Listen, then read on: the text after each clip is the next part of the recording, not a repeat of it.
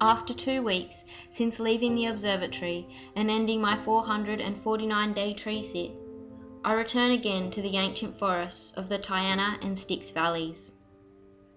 I'm here to show these globally significant forests to Keibo, a prominent Japanese environmentalist and founder of the international NGO, the Sloth Club, an organisation based in the principles of ecology and slow life. Today we're been going for a walk in the Styx Valley, not that far from where I was situated in the tree in the Tyenna Valley. It's been amazing after 2 weeks to get back out into these forests and to see them from a totally different viewpoint as well. Instead of seeing the upper canopy, to see, you know, the base of these trees and all the ferns and sassafras, and yeah, it's so beautiful out here. And what an honor to be with you, sitting like this, you know. Thank you. My name is Keibo Oyua, and I came to Australia to attend this conference in Byron Bay. It was about, it's called Economics of Happiness Conference, and it was mainly about localization of economy. Yeah. And it's been my dream to come here, you know, to visit Tasmania. So I grabbed this opportunity, you know, to travel from Byron Bay to here. And I'm so thrilled to be here for the first time. Great. Yeah. But I came here without knowing that you already have come down. Yeah. So it was only 2 days ago that I, Wow. you know, learned about it. We were actually, original plan, we were going to visit your tree. Yeah. You know, visit you from the from the ground. Yeah, it's very different being able to just sit and talk to you instead of being 60 meters up the tree. Right. Well, Tasmania for me means a lot of things. It's the struggle to protect the rainforest here is an inspiration for not only for us Japanese activists, but activists throughout the world, I believe. And also, Miranda, you have been a symbol for us, you know. And I know that many people beside me have been really inspired, encouraged, you know. So I have to thank you again. Thank you very much. So how do you feel since you came down? Yeah, well, obviously, it's been a big adjustment to get down from the tree, and you know, it was hard because I didn't, you know, obviously wanted to stay in the tree until the forest is protected, and you know, it's still under threat. We still don't know, you know, what's going to happen, and it still could be logged. So it's hard to get down under those circumstances. But I mean, it's amazing to be walking through this forest on the ground as well, and you know, remembering, you know, how amazing it is from this perspective, and you know, obviously knowing that even on the ground now, I'm going to keep fighting and keep doing everything I can to protect these amazing forests. So yeah, so now it's my mission to bring, you know, your words to Japan. Yeah. And share them with my colleagues, you know, with the fellow Japanese. And I really want Japanese to remember that we Japanese are the people of the forest too. But just the image of Japanese forest has been totally distorted.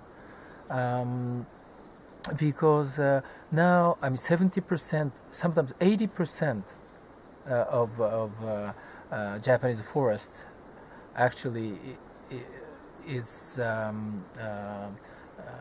planted trees. So it's a monoculture,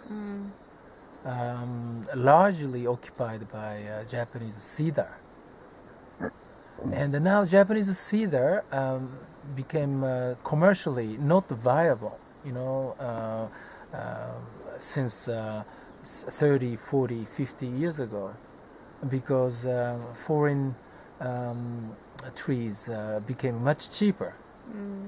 So sometimes it's more economic to bring a tree from Tasmania than to bring a tree from just from your own backyard. Yeah. So somehow, economics is a crazy discipline where this makes sense. Yeah. But we have to remember, we have to restore the sense of common, it's common sense that it doesn't make any sense. But now it's about time for Japanese to reconsider using these planted trees as resources. Instead of devouring all the forests all over the world. Anyway, I feel very sorry and very responsible for what's been happening here. Japanese companies especially have been largely responsible. So now it's very important for Japanese to turn around and support your struggle to protect the forest here. And we together have to look for a sustainable way of living.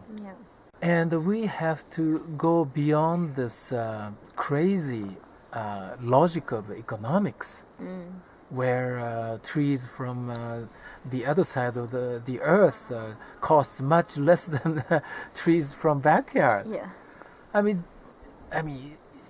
Like elementary school children can understand how crazy this is. Plus, we have to remember again that the forest like this is a source of all lives. And without the forest like that, we have no water, no good air, fresh air, and all the diversity of lives, without which humans cannot survive.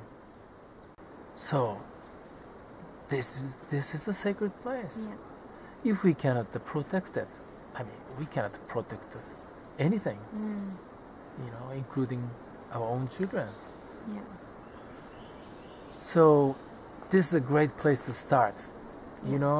It's been very late. It's been taking a lot of time, painfully long time. But I hope that it's not too late yet.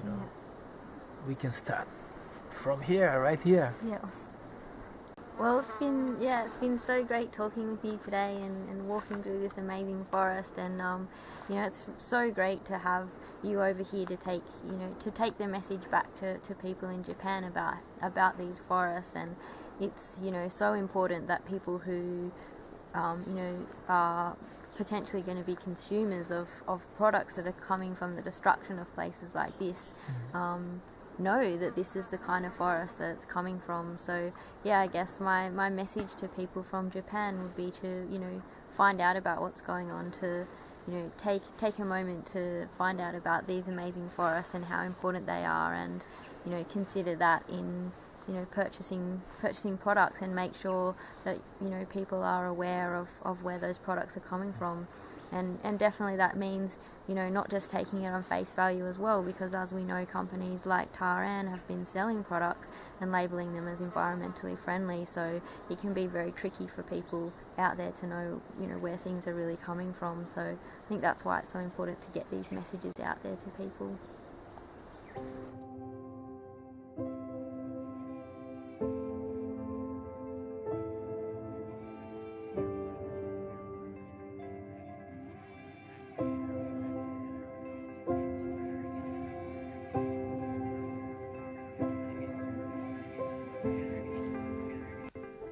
It was great to spend the day walking through this beautiful part of Tasmania.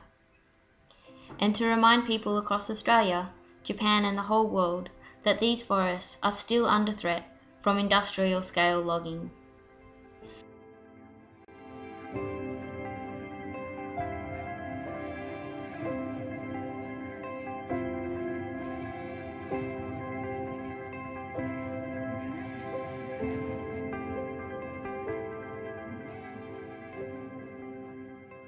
I hope you will help to spread the message by sharing this video online, and find out more and take action at www.observatory.org.